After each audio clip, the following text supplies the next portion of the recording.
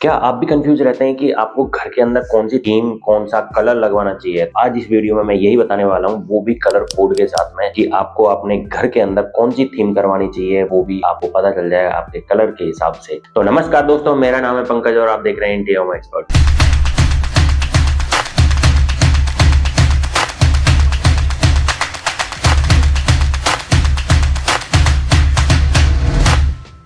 तो बात करते हैं कि भाई हम ना अक्सर कंफ्यूज रहते हैं कि कलर क्या करवाऊं, थीम कौन सी बनवाऊं, पूरे घर के अंदर मॉडर्न बनवानी है, क्लासिक बनवानी है, टेम्परेरी बनवानी है या फिर लग्जरियस बनवानी है। तो ये तो हो गई सारी थीम्स के हिसाब से कौन सा कलर कॉम्बिनेशन फिक्स बैठता है। तो आज हम फोटोज के साथ में आपको ये चीज एक्सप्लेन करेंगे और वो भी कलर कोड उसके साथ में डिस्प्ले पे आते रहेंगे आपके सामने। तो पहले बात करते हैं लग्जरियस थीम। लग्जरियस थीम के अंदर अब अक्सर आप देखोगे कि यहाँ पर हम सारे के सारे जो कलर्स होते हैं वो ऑफ व्हाइट हो गए, व्हाइट हो गए, नेचुरल कलर्स हो गए, ग्रे कलर हो गए, वुड शेड के कलर्स हो गए और थोड़ा सा गोल्डन का टच हरदम चलता रहता है। जो भी हमारी डिजाइनिंग हुई है उसको हमने इसमें आपको दिखाई रहे हैं। आप इसमें देखोगे तो कहीं ना कहीं जहां पे भी आप लग्जरियसनेस की बात करोगे वहां देखो वो पर्सनल चॉइस होती है वैसे तो कि गोल्डन टच देना है नहीं देना है, पर लेकिन आप जब इन चीजों को कॉम्बिनेशन बैठाओगे, वुड का, व्हाइट टोन का, ग्रे टोन का, मतलब इन चीजों को लेके आओगे तो ऑब्वियस सी बात है वो घर ऑटोमेटिकली लग्जरियसनेस की तरफ डाइवर्ट हो जाता है। क्या आपने उसमें पैसा ज्यादा लगाया है, नहीं लगाया है? अगर मैं बात करूं तो व्हाइट जो होता है, व्हाइट में भी बहुत सारे शेड होते हैं। शेड का एक पर्टिकुलर वो है कि आपको कौन सा कलर करवाना चाहिए। जो मेरा पर्सनल फेवरेट है वो है सोनेट व्हाइट, जो कि है आपका L146। एक इसके अंदर ये भी आता है जो कि है रॉ कॉटन, उसका जो कलर कोड है 8459। ये सारे जो कलर कोड और कलर्स मैं बता रहा हूँ सारे एशियन पेंट के दिए गए हैं और आप चॉइस के हिसाब से आप फोटो सेलेक्ट कर सकते हो और उसके अंदर जितने भी कलर कोड है वो आपने घर में अप्लाई भी कर सकते हो। अगर आप लग्जरियसनेस में जा रहे हो तो लग्जरियसनेस की ये है, और अगर जाते हो कंटेम्पररी के तरफ वहां ज्यादातर आप बोल्ड कलर यूज करते हो। बोल्ड मतलब डार्कर शेड के जितने भी होते हैं, मतलब अगर आप लग्जरियसनेस की आप देखोगे तो जितने भी कलर होंगे वो थोड़े से मीडियम और लाइटर शेड के कलर्स होंगे। वही कलर आपके डार्कर टोन में चले जाएंगे तो वो कंटेम्पररी कलर स्कीम बन जाएगी।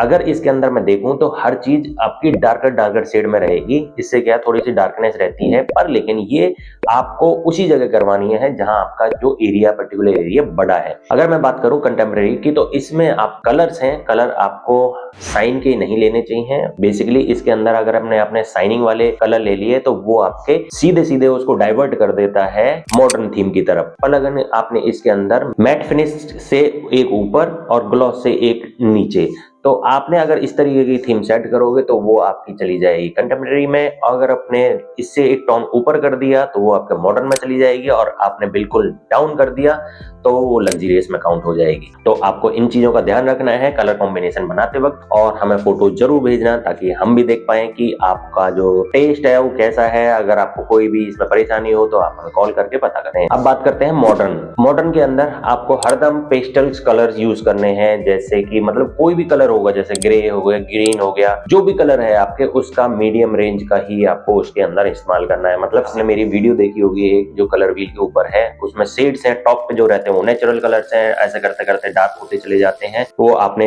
देखी थी, उसमें काफी लोगों के कॉल्स आए थे मेरे को। उसमें मैंने काफी डिटेल में बताया था कि कलर व्हील को किस तरीके से समझा सकता है। वहाँ कंफ्यूजन क्रिएट हो गई लोगों के अंदर, तो ये वीडियो मैं उसी लिए बना रहा हूँ ताकि आपके घर के अंदर आप थीम के हिसाब से अपने कलर सेलेक्ट कर सको और आप अपने घर में अप्लाई कर सको। तो मॉडर्न थीम में अक्सर ये होता है कि भाई इसके अंदर जो वॉल्स हैं, वॉल्स का कलर है वो लाइट रहता है और फर्नीचर है थोड़ा सा मीडियम रेंज का रहता है, ना तो डार्क होगा ना ही बिल्कुल लाइट होगा। तो इसके अंदर ये मॉडर्न थीम का कॉम्बिनेशन बैठ जाता है। अब बात करते हैं क्लासिकल का, तो मतलब आप समझ गए होंगे क्लासिकल में आप मतलब पुरानी चीजें हैं तो ऑब्वियस सी बात है वो क्लासिक हो गई। तो इसमें आप हरदम देखोगे कार्विंग चलेगी फर्नीचर के अंदर, वॉल्स पे अगर मोल्डिंग हो रही है तो वो कार्विंग, और दूसरा इसके अंदर नेचुरल कलर्स काफी अट्रैक्टिव होते हैं, नेचुरल चीजों को ज्यादा प्रेफर दिया जाता है और कलर कॉम्बिनेशन इस तरीके से बैठाया जाता है कि नेचुरल और पेस्टल कलर दोनों को मिक्सअप किया जाता है, तब जाकर के ये अपनी क्लासिकल थीम बनती है और आपका जो घर है वो क्लासिकल थीम में सेट हो जाता है। पर लेकिन अगर आपने कहीं पे कार्विंग नहीं दी तो ये क्लासिकल में नहीं होगा, बस ये सीधा मॉडर्न में जाकर के कन्वर्ट हो जाएगा। अब बात करते हैं मिनिमलिस्टिक का मतलब आप समझ ही चुके होंगे कि भाई कम से कम चीजें, हर चीज कम